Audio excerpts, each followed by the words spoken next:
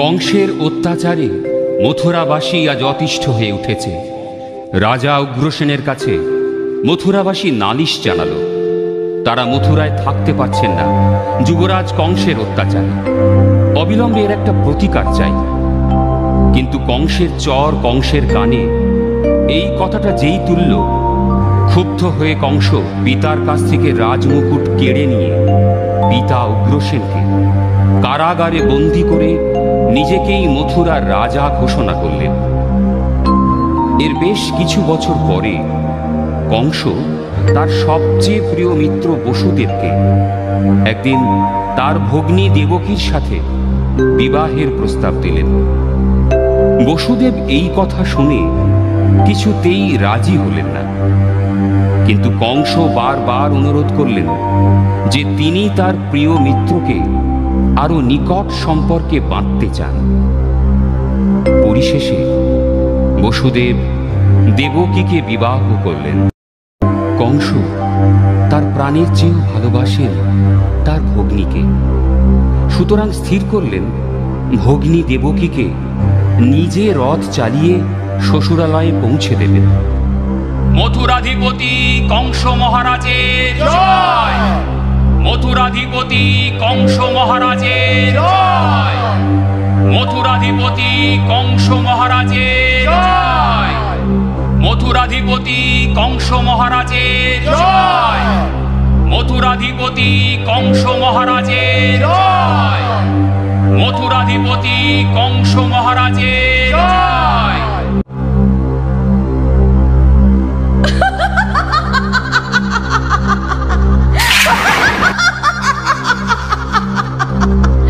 রে মূর্খ, তুই যাহাকে বহন করিয়া লইয়া যাইতেছিস, ইহারি অষ্টম গর্ভজাত সন্তান তোকে বধ করিবে।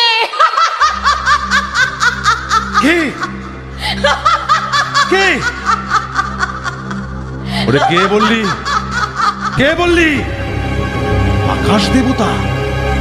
সামনে এসে বল, সামনে এসে বল। শোন, এখানে আমার মৃত্যুর জন্ম, তাকেই আর পৃথিবীতে রাখবো না।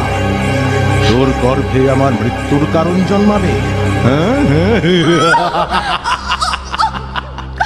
তোর আর বাঁচার অধিকার নেই, তোকে আর বাঁচতে দেব না, কিছুতেই না। দাদা, দাদা, আমাকে তুমি মেরে ফেলবে, কিন্তু আমার দোষ কি বলো? এ কি করছো মিত্র? দেহ ধারণ করলে দেহের সাথে মিত্র জন্ম নিয়ে থাকে। আজ হোক আর 100 বৎসর পরেই হোক, প্রাণীর মৃত্যু নিশ্চিত হবে।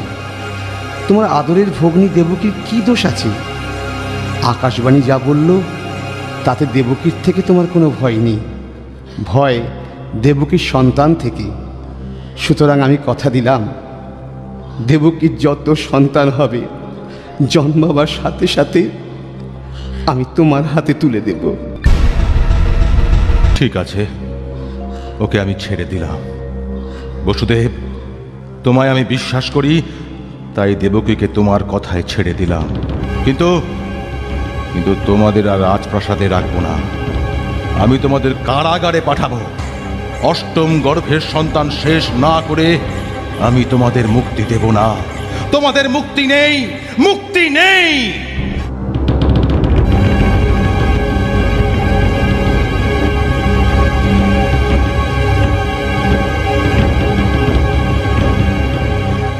দেবকী এবং কংসের বিনাশ হবে।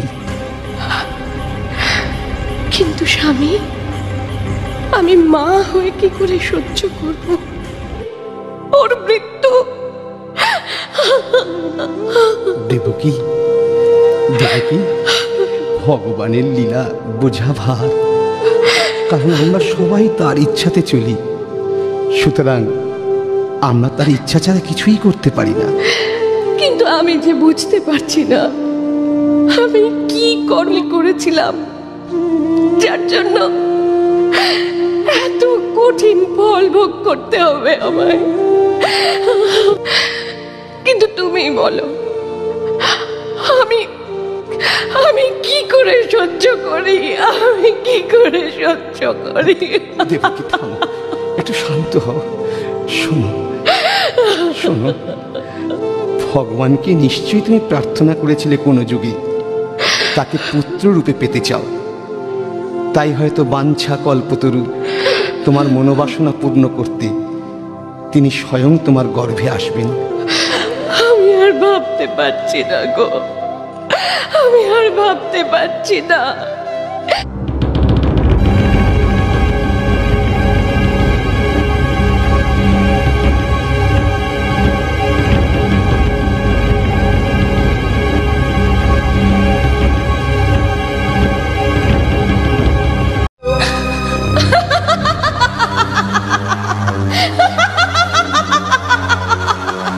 দেবকীর অষ্টম গর্ভজাত সন্তান তোর মৃত্যুর কারণ।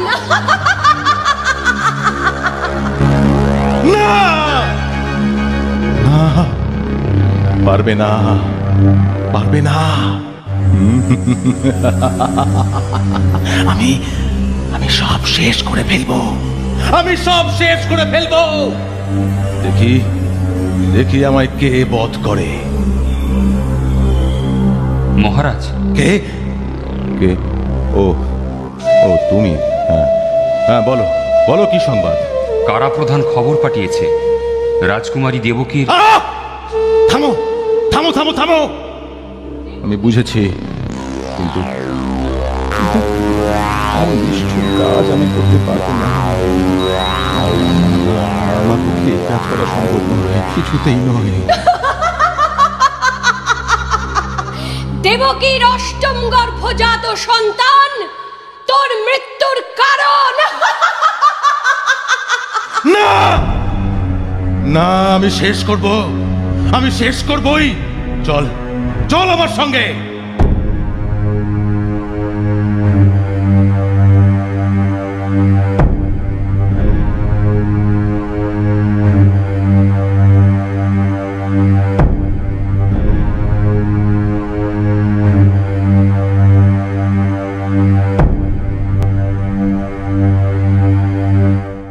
সন্তান দে, দে সন্তান দে, সন্তান দে।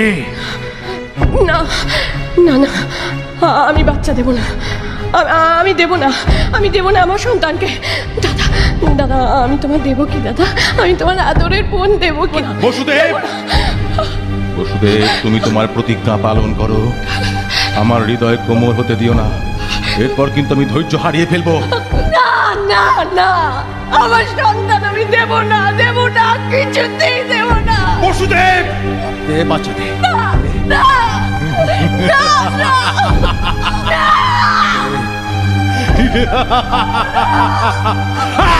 আমি অমর হব, অমর হব, আমি অমর।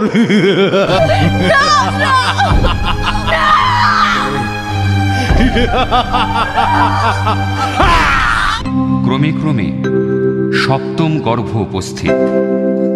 যুগপৎ হর্ষে ও শোকে দেবকী বিহ্বলা। এই সপ্তম গর্ভ বিষ্ণুর কলা স্বরূপ। লোকে একে অনন্ত নামে অভিহিত করে। আমার আমার সন্তান, আমার সপ্তম সন্তান। শুনছ শুনছ, আমি সপ্তম সন্তান ধারণ করতে পারলাম না। দেবকী, দেবকী, কেঁদো না দেবকী, ও বেঁচে গেল, ও বেঁচে গেল। দুরাশার কংস, ওই দুরাচার কংসের হাত থেকে বেঁচে গেল। নয়তো নয়তো ওকেও এমন ভাবে মরতে হতো। অষ্টম গর্ভে সে আসবে, অষ্টম গর্ভে সে আসবে।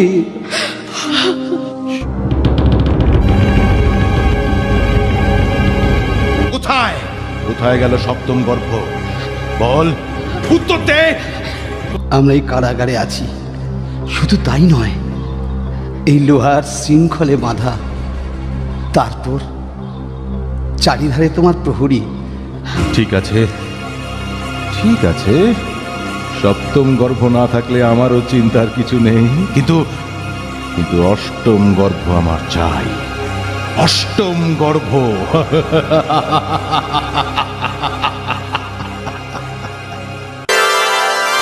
বসুদেব, বসুদেব, কে কে? আমি এসেছি। কি কি আমি কি দেখছি? আমি কি দেখছি? ভগবান শ্রীবিষ্ণু আমার সামনে, ভগবান শ্রীবিষ্ণু আমার সামনে। হে ভগবান, তোমার এতদিনে আগমনের সময় হলো। আমার সব কিছু দিয়ে তোমায় প্রণাম জানালাম। তুমি তুমি আমার প্রণাম গ্রহণ করো। তোমরা দুজনেই কিন্তু আমার জন্য কঠিন তপস্যা করেছিলে। আমি তোমাদের তপস্যায় সন্তুষ্ট হয়ে বর প্রার্থনা করতে বলেছিলাম। তোমরা বর চেয়েছিলে আমার মতো পুত্র সন্তান। বর্তমান যুগে আমি সেই তোমাদেরই পুত্র রূপে অবতীর্ণ হলাম। এখন আমি সত্য শিশু রূপে পরিণত হচ্ছি। আমাকে নিয়ে গোকুলে নন্দের ঘরে রেখে এসো, আর নন্দপত্নী যশোদার ঘরে সদ্যজাত কন্যা রয়েছে, ওকে নিয়ে এই কারাগারে চলে এসো। দেবী যোগমায়া এই লীলায় তোমাদের সকল সাহায্য করবেন।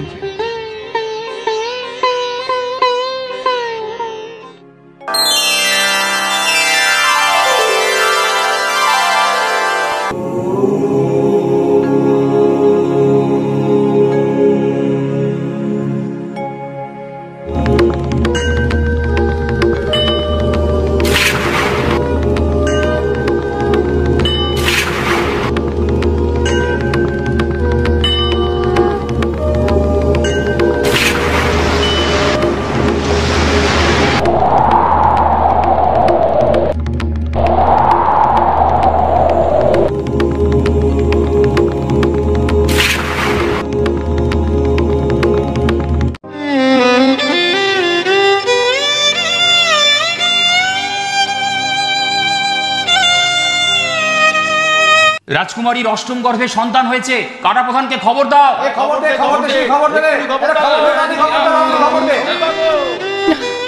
না না না না না, আমি এই সন্তান দেব না, কিছুতেই দেব না, কিছুতেই না। না না, আমি দেব না, আমি এই সন্তান কিছুতেই দেব না। দেবকী, দেবকী, ও কন্যা সন্তান হয়েছে। না না, পুত্র হোক আর কন্যা হোক, রাক্ষস কংস এক্ষুনি ওকে মেরে ফেলবে, ওকে এক্ষুনি মেরে ফেলবে, ওকে এক্ষুনি মেরে ফেলবে। না না না, কোনো চিন্তা করো না। ভগবান শ্রীবিষ্ণুর লীলা বোঝা ভার, এসব তারই ছলনা। দেখো, এর উত্তর তিনি যথাসময় দেবেন। কংস কি বিশ্বাস করবে আমাদের কন্যা সন্তান হয়েছে? ওই কংস আসছে।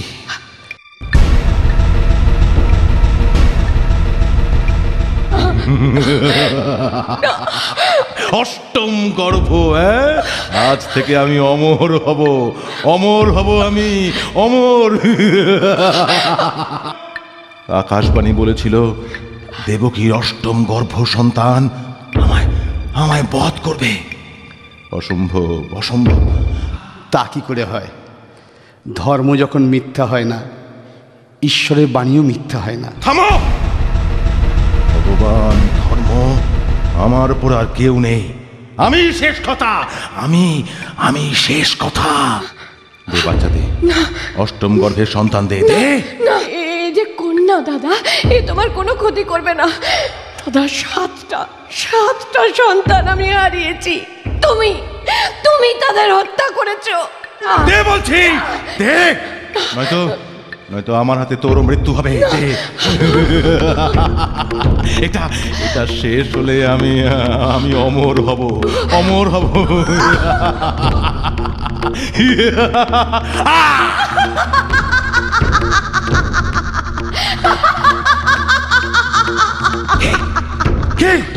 ওরে মূর্খ, তোকে যে বধ করবে তার জন্ম হয়ে গেছে।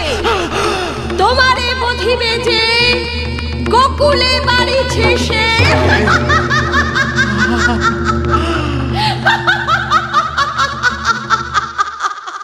আমার গিরিধারী লাল নাচে শ্যাম গোপাল, ওই রাধা রমন নাচে দিয়ে তালে তাল। আমার নাচে রে নন্দ দুলাল।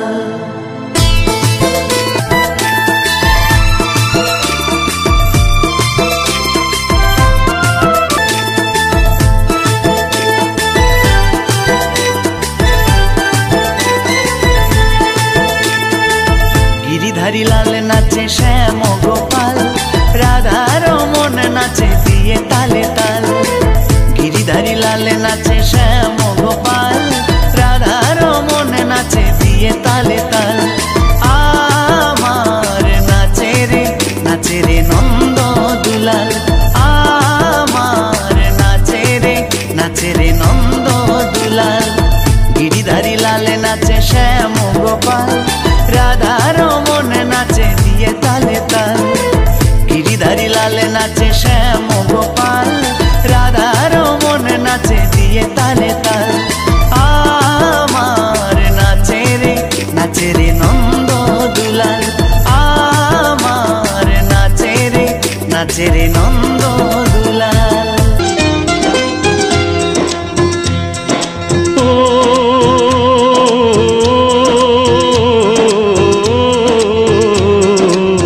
গোপালকে দড়ি বেঁধে রাখিস নে, ছেড়ে দে মা জননী। গোপালকে দড়ি বেঁধে রাখিস নে, ছেড়ে দে মা জননী। মাখন চুরি করুক গোপাল, মাখন চুরি করুক গোপাল, চুরি করে খাক ননি। গোপালকে দড়ি বেঁধে রাখিস নে, ছেড়ে দে মা জননী, ছেড়ে দে মা জননী।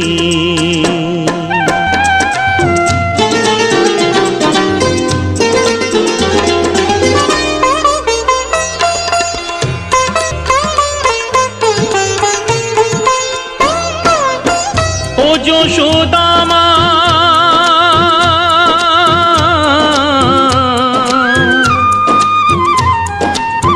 ও যশোদা মা, ওর ছেলেবেলা চলে গেলে আর তো পাবি না, আর তো পাবি না। ওর ছেলেবেলা চলে গেলে আর তো পাবি না। দইয়ের হাঁড়ি ভেঙে ফেলে খেলুক এখন নীলমণি। গোপালকে দড়ি বেঁধে রাখিস নে, ছেড়ে দে মা জননী, ছেড়ে দে মা জননী।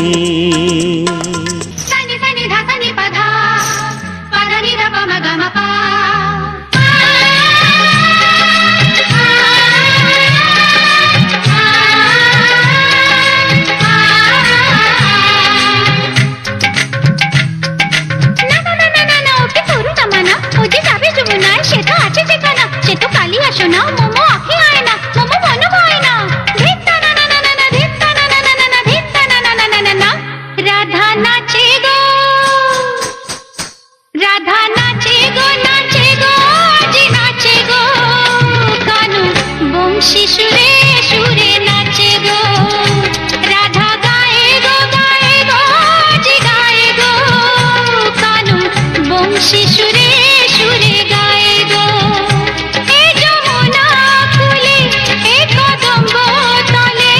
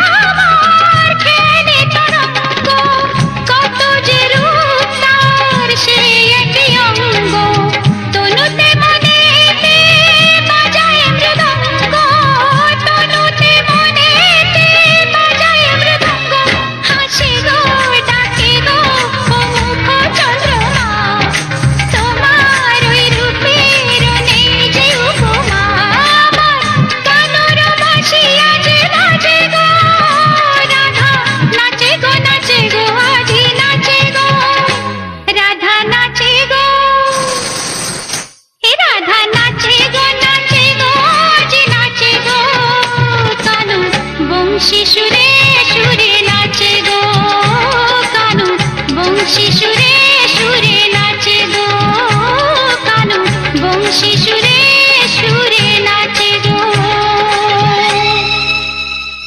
বড়াই মা ও অষ্টসখীকে সঙ্গে করে রাধারানী আজ দধি দুগ্ধ বিক্রয়ের লাগি মথুরার হাটের দিকে যাত্রা করেছেন।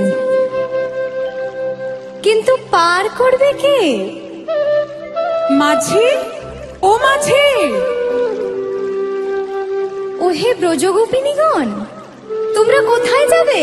কিন্তু আমার নৌকায় পার হতে গেলে যে ঘাটের মাসুল আগে দিতে হয়। তা তোমার ঘাটের মাসুল কত?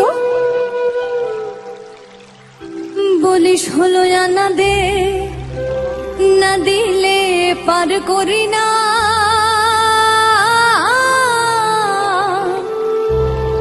বলি আমারও সুন্দর নাও, যে বায়াসে দেয় পাও। আমারও সুন্দর নাও, যে বায়াসে দেয় পাও। আসিয়া গনয়ে 16 কর, আসিয়া গনয়ে 16 বলো কি হে মাঝি, 1-2 আনায় পার হয়ে যাই, আর তুমি কিনা বলছো 16 আনা? আচ্ছা বেশ, আমরা না হয় 1 আনা দেব হে, দিব আমরা 1 আনা, করে আসে বেচা কেনা। 1 আনা দিব হে, তাড়াতাড়ি পার করো। 1 আনা দিব হে, আরে আমি 1 আনায় পার করি না।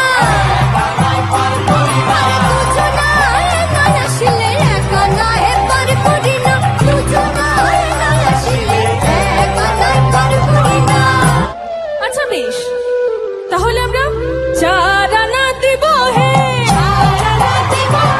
আর বিলম্ব করো না, 4 আনা দিব হে। বিলম্ব করো না, 4 আনা দিব হে। আমি 4 আনা লই না, আমি 4 আনা লই না। চতুর্বর্গের ফল ধরে না, 4 আনা লই না। চতুর্বর্গের ফল ধরে না, 4 আনা লই না। আচ্ছা বেশ, আমরা তবে 8 আনা দিব গো। অষ্টসখী মিলে 8 আনা দিব গো।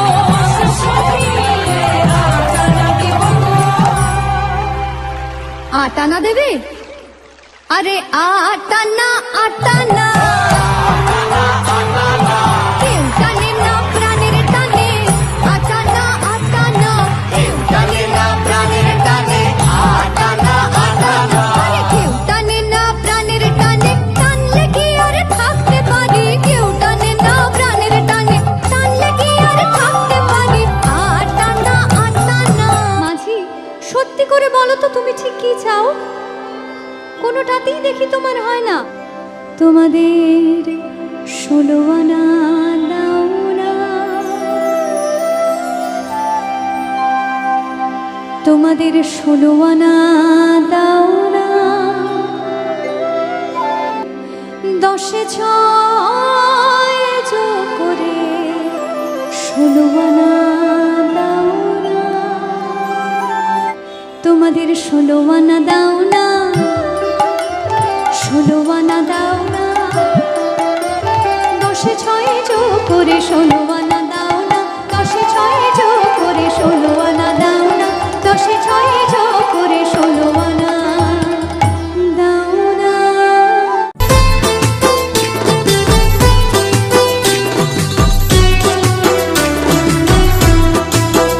কৃষ্ণ গো তুমি বাজায়ো না বাঁশি, তোমার বাঁশির সুর যে আমার মন করে উদাসী। কৃষ্ণ গো, কৃষ্ণ গো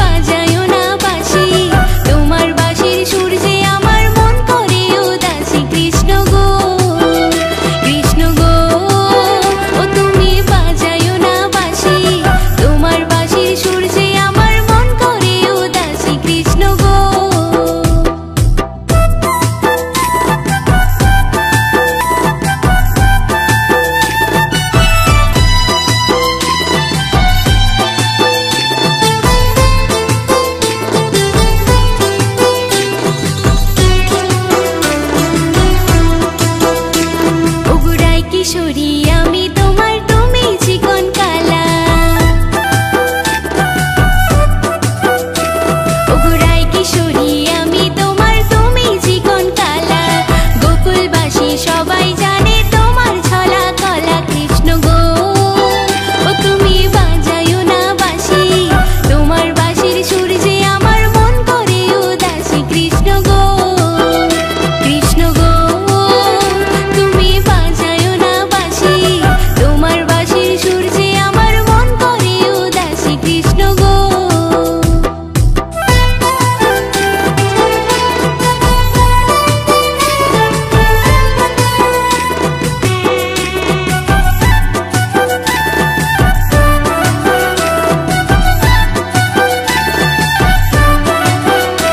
তুমি নুনি চোরা মনোহরা ব্রজের কান্হা, তুমি নুনি চোরা মনোহরা ব্রজের কান্হায়। তাই তো জগৎবাসী সবাই তোমায় পেতে চায়। কৃষ্ণ গো তুমি বাজায়ো না বাঁশি, তোমার বাঁশির সুর যে আমার মন করে উদাসী। কৃষ্ণ গো কৃষ্ণ গো তুমি বাজায়ো না বাঁশি, তোমার বাঁশির সুর যে আমার মন করে উদাসী। কৃষ্ণ গো কৃষ্ণ গো ও তুমি বাজায়ো না বাঁশি, তোমার বাঁশির সুর যে আমার মন করে উদাসী। কৃষ্ণ গো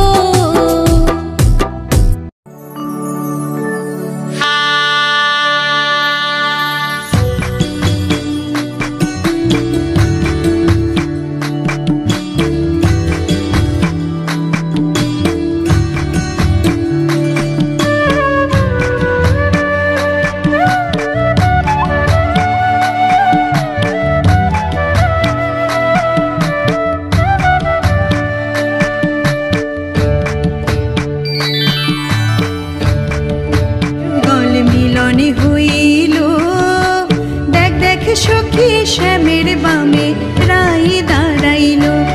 এগো কানুকে পাইয়া রাই আনন্দেতে ভাসিল, কানুকে পাইয়া রাই আনন্দেতে ভাসিল। দেখ দেখ সখী শ্যামের বামে রাই দাঁড়াইল।